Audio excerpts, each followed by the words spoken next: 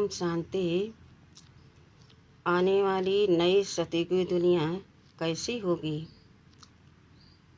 क्या कलयुग खत्म होते ही विनाश हो जाएगा? यह दुनिया समाप्त हो जाएगी, प्रलय आ जाएगा? बिल्कुल नहीं। इस सृष्टि पर केवल परिवर्तन होता है। बाबा ने हम बच्चों को पहले से समझाया है कि बच्चे चिंता मुक्त होकर, निश्चिंत बेफिक्र होकर सतयुगी दुनिया की तैयारी करो। उस सतयुगी दुनिया में यह बिजली की लाइट नहीं होगी, लेकिन वहाँ नेचुरल हीरो के लाइट होंगे। सबके महल अनेक अनेक डिजाइन के, अनेक अनेक कलर के बने होंगे। वहाँ फल फूल इतना मीठा, इतना स्वादिष्ट यहाँ की तरह नहीं कि मीठे के लिए कुछ मीठा करो, कड़वे के लिए कड़वा, खट्टे के लिए खट्टा। वहाँ पत्तियाँ भी नहीं होंगी जिसके साग पात बनते हैं। वहाँ केवल फल और फूल होंगे, जो जिस स्वाद से चाहिए उस फल को निकाल के जूस पी लिया। यहाँ की तरह वहाँ जूस निकालना भी नहीं पड़ेगा, स्वतः आपने दबाया और निकल गया, पी लिया। यहाँ की तरह वहाँ रोग बीमारी नहीं होगा जो डॉक्टर की ज़रूरत पड़े। वहाँ हमारी प्रकृति हमारी सुरक्षा के लिए हमारा डॉक्टर बनकर हमें भोजन सामग्री प्रदान करेगी। वहाँ किसी प्रकार का कोई रोग, दुख, अशांति नहीं होगा। यहाँ की तरह हेलीकॉप्टर, एरोप्लेन नहीं होंगे। वहाँ विमान होंगे, जो जहाँ चाहो वहाँ 1 सेकंड में संकल्प किया और पहुँच गए। कोई खतरे का वहाँ चिंता नहीं, सब एकदम एक्यूरेट चलता है।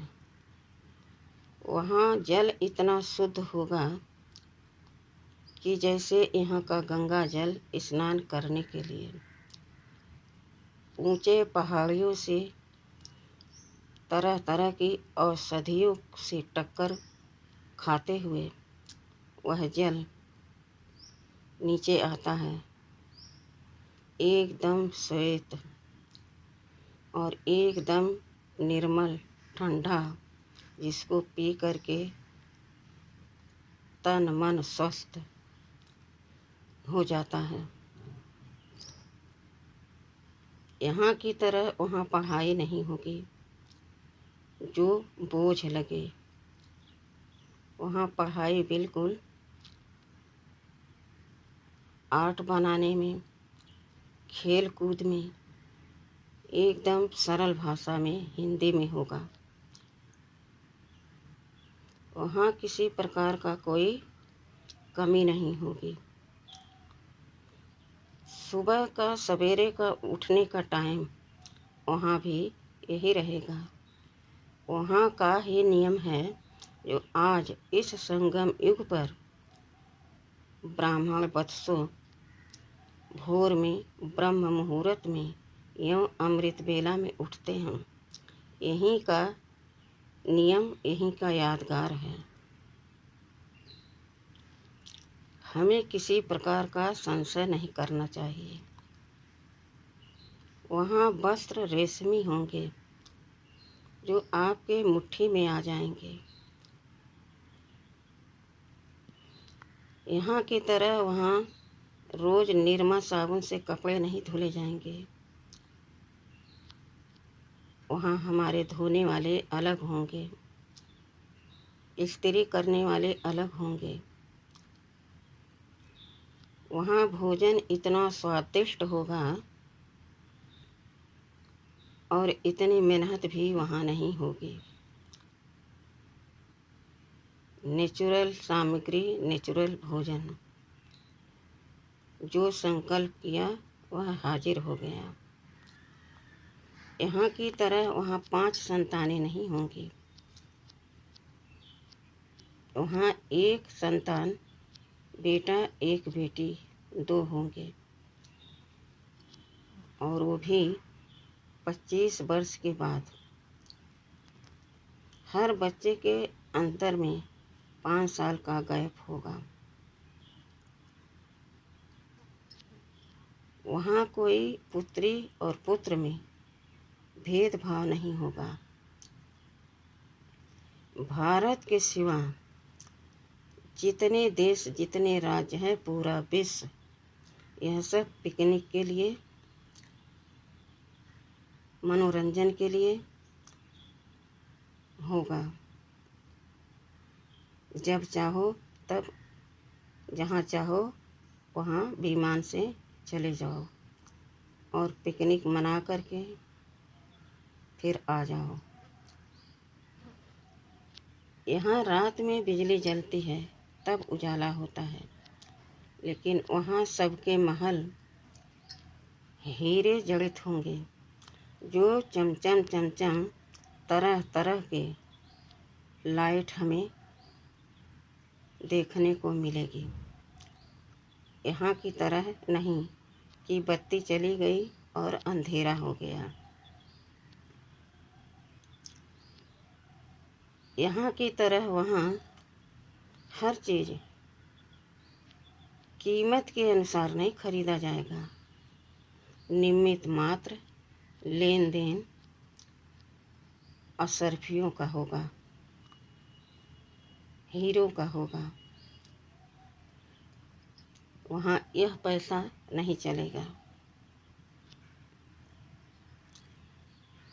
इस तरह से वहाँ इतनी सुख सुविधा और भाईचारा कि कभी किसी को किसी प्रकार का न हार्ट पर कोई वर्क है, न बुद्धि पर है, और न कोई कर्म का बोझ है।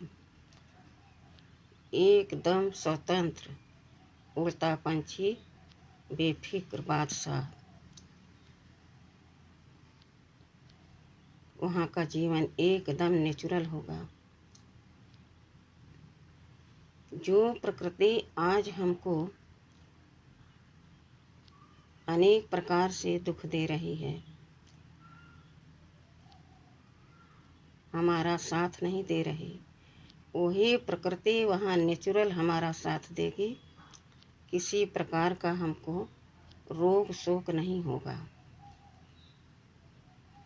हवा इतना मधुर, जैसा हम चाहेंगे हमारे अनुसार वहाँ हवा हमें मिलेगी। हमारे अनुसार वहाँ हमें गर्मी मिलेगी। हमारे अनुसार वहाँ बारिश होगा। हमारे अनुसार वहाँ ठंड पड़ेगी। जो हमको सूट करेगा वही प्रकृति हमें, वही 5 तत्व हमको सुविधा देंगे। आज यहाँ देखो, कभी तापमान इतना तेज, कहीं सूखा पड़ गया, तो कहीं 4 दिन इतना तेज ठंड हुआ, कितनों की मौत हो गई। लेकिन वहाँ इन सब का कोई जगह नहीं रहती। इसीलिए यहाँ इतना पावन शक्तिशाली भगवान हमको बनाते हैं और कहते हैं, प्रकृति को सकाश दो, दुआ दो, तो वह तुम्हारी रक्षा करेंगे। जब तुम उनकी सुरक्षा करोगे, उनकी रक्षा करोगे, तो वह तुम्हारा ख्याल स्वतः रखेगी। इसीलिए 2 युग प्रकृति हमारी दासी रहती है। हम प्रकृति जीत बनते हैं, माया पर माया पर जीत पाते हैं, प्रकृति पर जीत पाते हैं। 5 विकार क्या होते हैं, वहाँ इसका नामो निशान नहीं रहता। वहाँ इतनी सुंदर सुंदर पक्षी, उनकी आवाज़ सुन करके मन एकदम खुश हो जाता है। वहाँ ऐसे ऐसे पक्षी होंगे जो हमें अमृत वेले जगाएंगे। वहाँ मोबाइल अलार्म नहीं होगा, वहाँ हम पक्षियों के जगाने पर उठेंगे। इतनी सुविधा वहाँ हमें होती है। तो प्रकृति कभी विनाश नहीं होती, यह सृष्टि कभी प्रलय नहीं होती। इधर पुराना खत्म हुआ, उधर नया चालू हो गया। यानी इधर कलयुग खत्म हुआ, उधर सतयुग शुरू हो गया। रात बीती और दिन निकल आया। ठीक उसी प्रकार जिस प्रकार से अमावस्या की घोर काली रात होती है और सुबह एक सुंदर सुनहरे रूप में सूरज उग जाता है, इसी प्रकार से सतयुग आ जाता है, जहाँ एक धर्म, एक राज, एक भाषा होती है। उसे कहते हैं सत्य युग। वहाँ अनेक विचार नहीं होते हैं, अनेक मतें नहीं होती हैं। और यहाँ देखो, अपने घर में 4 परिवार हैं तो एक मत नहीं है।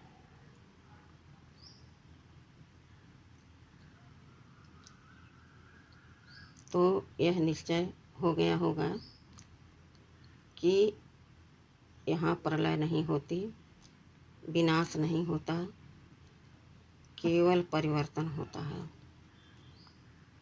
नया से पुराना, पुराना से नया, हूबहू पुनरावृत्त होता रहता है।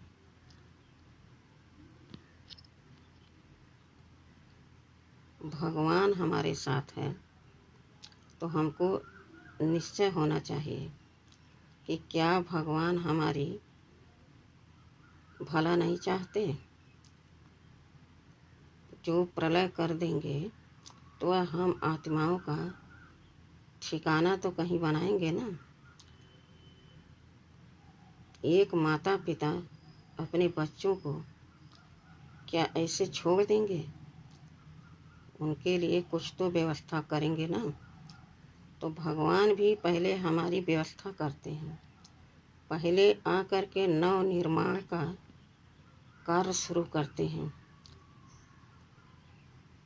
लेकिन समय तो लगता ही है कोई भी कार्य में, और यह तो इतना बड़ा कार्य है।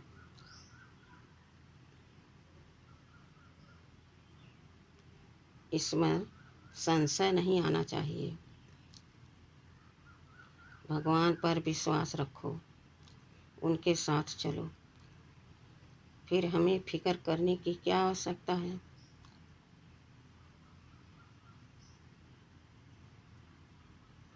और खुशी में नाचते रहो। वाह, सतयुग आने वाला है। हम सारे विकारों को चुकता करके, उनसे मुक्त हो करके अपने पिता के साथ अपने परम धाम जाएंगे। फिर वहाँ से हम दैवी दुनिया में आएंगे, सुख की दुनिया में आएंगे, शांति की दुनिया में आएंगे। हीरे जैसा जीवन हमारा अभी है, जो भगवान हमारे साथ है। फिर हम गोल्डन एज में जाएंगे, तो हमें फिक्र करने की क्या आवश्यकता है।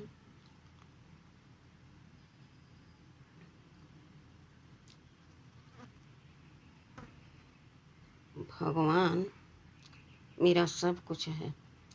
उसने कहा तुम सोचने की चिंता छोड़ दो, मेरे चिंतन में लग जाओ।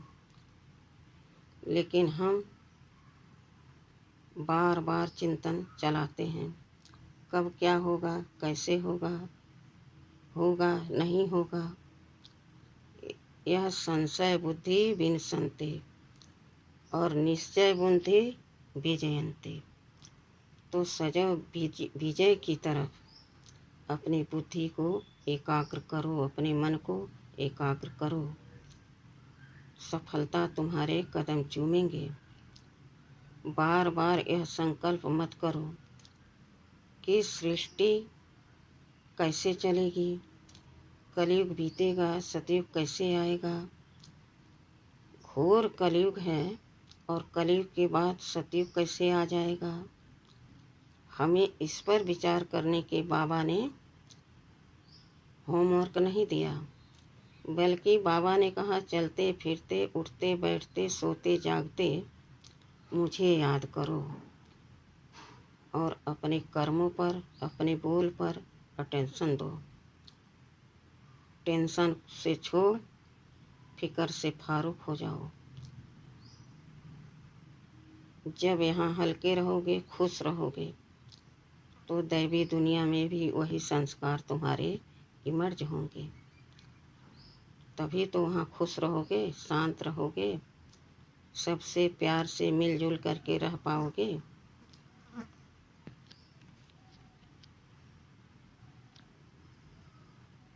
ठीक है। अच्छा, ओम शांति।